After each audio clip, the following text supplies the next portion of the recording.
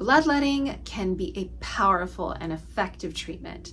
However, if you do these three things, you might be making mistakes and lowering the efficacy of your bloodletting technique in clinic. My name is Maya Suzuki with ShinKyu University, and today I want to walk you through the three most common mistakes I see from my students practicing bloodletting in their practice.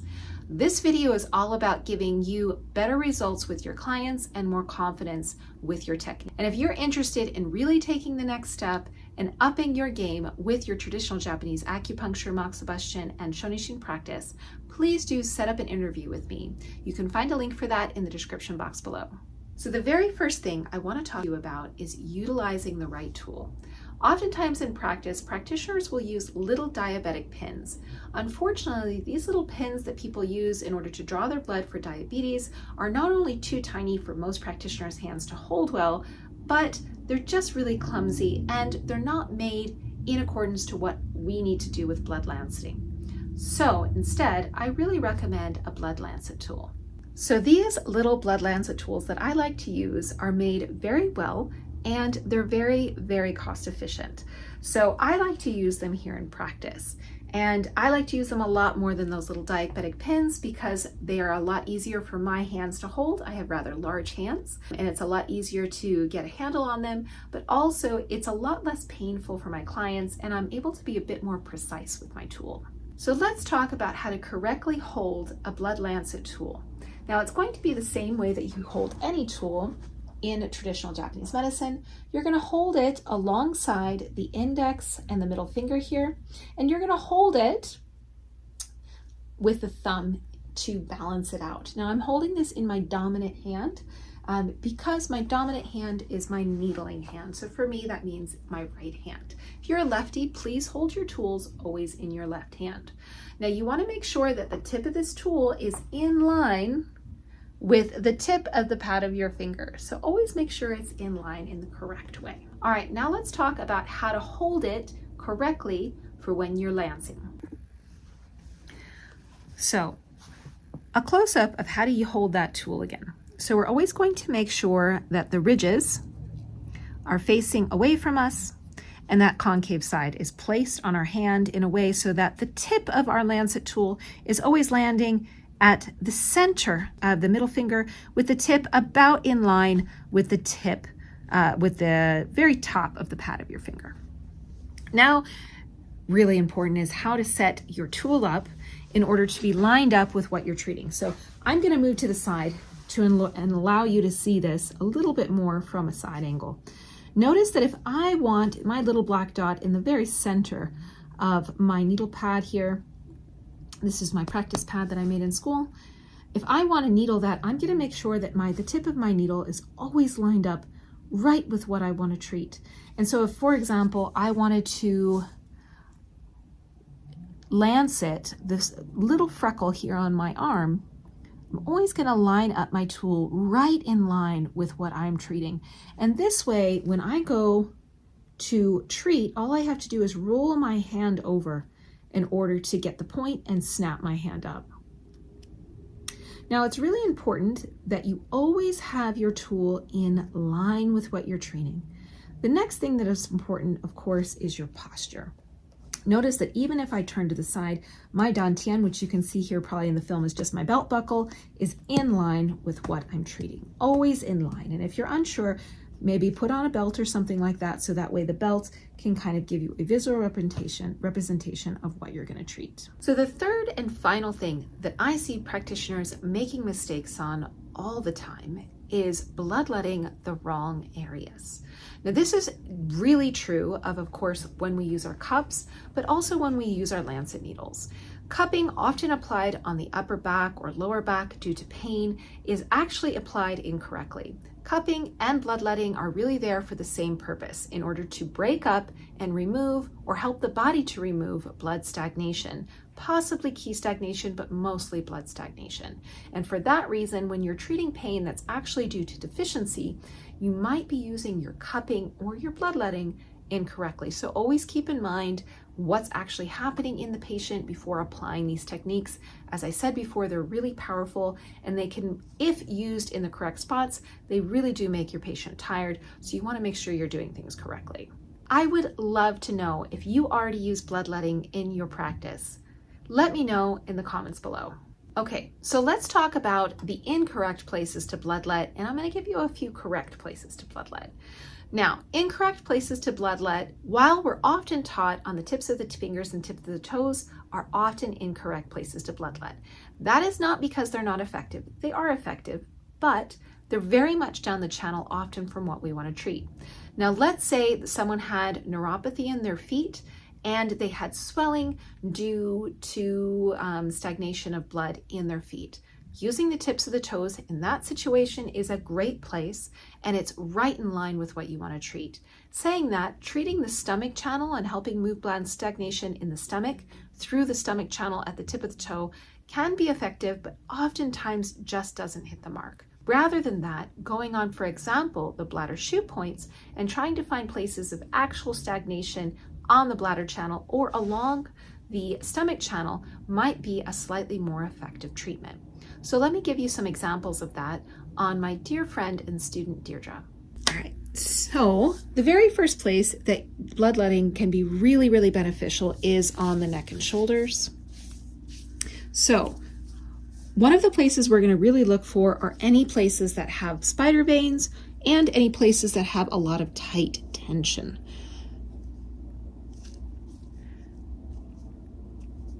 So I'm going to work right here, but before we do that, we always want to see how much effect we have with any treatment. So can you move your head left, right, up, and down?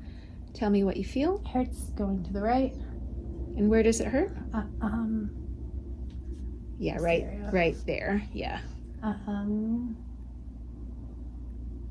Mostly just looking to the right. Okay.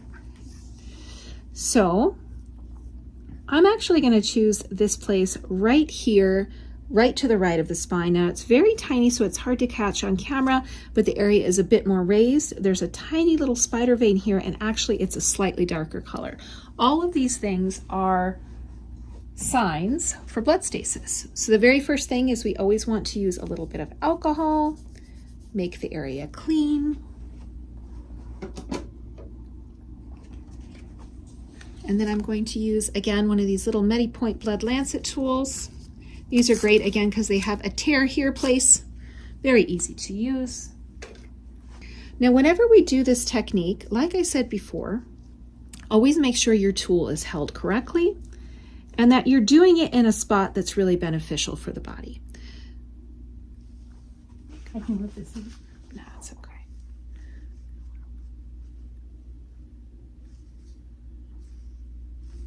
All right, so big deep breath for me. As you breathe out, a little poke. So I did one right up here. We might be able to do another one below. The next technique is really being able to get the blood out. And a whole conversation we can have as well is the depth of that tool into the skin.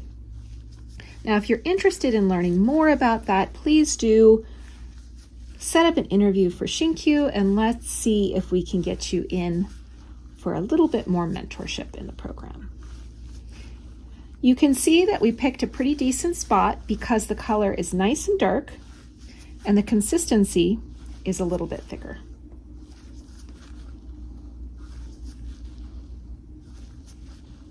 Now, sometimes when you're doing this, you can pull on their little hairs, so be careful of that.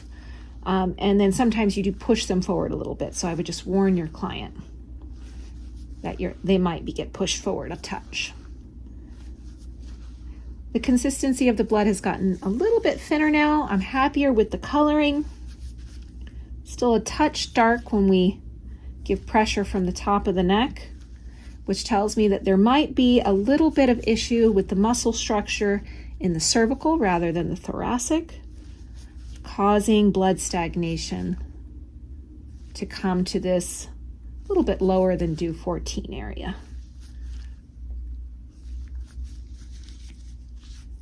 Good spot for you. You doing okay? Mm-hmm. Okay. All right. Go ahead, left, right, up, and down. So I'm just cleaning it off with some little alcohol. There we go. Definitely more movement in that area. to my right. Right. Yeah. I feel like above and below it now. And that's but that area of release. And that's because of the structural issues that are causing the stagnation here. Now, for those of you who have a very close-up of this video, you might notice that there's still a touch of blood coming out. And that's because I probably could have kept going and bleeding this point. But for the sake of this video, we're going to stop here. And also, you have to decide when you're in treatment, when do you stop and when do you continue. Now, because I haven't done all of the other things that I want to do for her neck, we're going to stop here for this. And then the next thing that I can do is start to release this tissue. Okay, so we are going to now look at another place where we can really get a lot of benefit with bloodletting, and that is along this channel. So if you look really closely, you can see a few things that really tell us that bloodletting could be a great technique to use for this area. One is the toenail. Notice that the toenail possibly has fungus, but it has had that for a very long time because the whole toenail is affected. Oftentimes on channels that are affected by very chronic blood stagnation, this is what happens to the toenails. Toenails are a really good representation of our health overall. Now this area here, if you can see, is really red with a center of almost purplish, kind of black looking color. So bloodletting right here might also be a great choice. This is also another time when possibly using the Jing-wells as a bloodletting choice is a great choice. Now to really determine that, kind of massage the blood up into the toenail. And if one of the Jing-wells turns color more, that's the Jing-well to use. For this example, here has a darker color than over here on the spleen side. So the liver actually has more blood stagnation in it than the spleen. Also, when you do that, you can double check the rest of the toes as well and see if there's another place. So for example, the bladder actually has a little bit more stagnation in it as well. So that can give you a really good indication about what's happening in the body. Always double check the other foot as well. Notice that we have a very similar thing happening here, a little bit of a high arch as well. So this might be a place where the foot is bouncing into the shoe and the bone is actually creating impact here. But notice that we also have issue on this toenail as well, indicating that there might be an issue on this side, if not that, you know, maybe they just were wearing bad shoes or something like that too. So is it okay if I bleed here, or would you prefer the Jing-well? Either. Okay. When we're treating the feet in any instance, we always want to make sure that the area is nice and clean. So I'm gonna make sure that's clean. So again, using my MediPoint Lancet tool doesn't change. What does change is the depth in which I insert this tool. And for this, if we're gonna bleed here, I would say because this is such a bony area, we're going maybe 1/3 of the tip of this blade. We're gonna go right here. Now this might be a little pointy, so I want you to take a big deep breath. As you breathe out, a little bit more of a poke. All gone. And then you're going to use a tissue or a cotton ball to bleed. Now, if I chose my point correctly, it will bleed enough for this area to change. If I chose my point incorrectly, it won't bleed enough and the area won't change. So it's not necessarily important to have the area bleed a ton. What is important is that it bleeds enough to change the body in a way that the body can then start to rectify what's happening to it.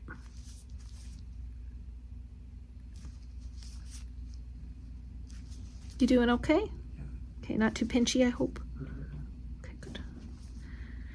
Now, whenever you do bloodletting on the feet, always make sure it's clean, and I would add in a Band-Aid just in case, especially if they're going to be putting socks and shoes on. We don't want to have any infection. And I always ask my clients to make sure that it stays clean. and that they double check in on it perhaps tonight, just to make sure it is a cut on the foot. We always just want to be really safe about that. This is extremely important, of course, with any of our clients who have diabetes or circulation issues where maybe they can't feel their feet. Especially, you might not be doing this on a post-cancer treatment, but post-cancer treatment patient as well will also have that neuropathy. So with that, you can see that our coloring has changed quite a bit. Still not as much as I would like. I would say more than likely I would do a little bit more moxa here on the center of this point. I think it'd be a great thing to do, but also our consistency of the tissue has changed really well. We've gone to being almost bony feeling to having a bit more flesh feeling in the area, which I really like. And the more and more we give it time, you can see that this area is now becoming a bit more pinkish. And now we just have a little bit of gray around this area, but the purple color has changed. And then you can also check in with your Jing-wells and see if that's also changed, which it has a little bit. It wasn't too bad to begin with though. Now, really important for all technique, not just bloodletting, slow precision is always better than a quick mess. In the beginning, you want to take your time. Make sure you do the technique correctly. You're getting every single aspect of this technique done. Now, if you are interested in really upping your game on your technique, please do let me know. Let's have a chat and see if the ShinKyu University mentorship is a good fit for you. You can find a link for that in the description box below. So I hope this video was really informative for you and help you change your bloodletting technique to be more powerful, more specific, and more accurate for your clients so you can get higher efficacy with your patients and, of course, more confidence with your traditional Japanese medicine approach. If you would like to learn more of techniques like this with more in-depth teaching and mentorship, of course, you're going to want to check out ShinKyu University. It's a really easy thing to do. We can just have a chat and see if the program is the right fit for you. There's a link for that in the description box below. Thanks everyone for watching. And if you're interested in really upping your game, you're going to watch this video next.